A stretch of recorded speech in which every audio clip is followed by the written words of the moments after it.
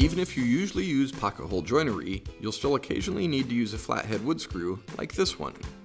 The top of the head is flat and the underside is cone-shaped. Even when you drill a pilot hole, it can be tough to get the screw to pull down flat, especially in hardwoods, so that the head doesn't stick up above the surface. The solution is to use a countersink bit. It has a drill bit that's surrounded by a cutter to create the cone shape. That way you can drill the pilot hole and the countersink in one step. When you drive in the flathead screw, it pulls down into the countersink to leave the screw head flush with the surface. You can get countersink bits in several sizes to match common screw sizes.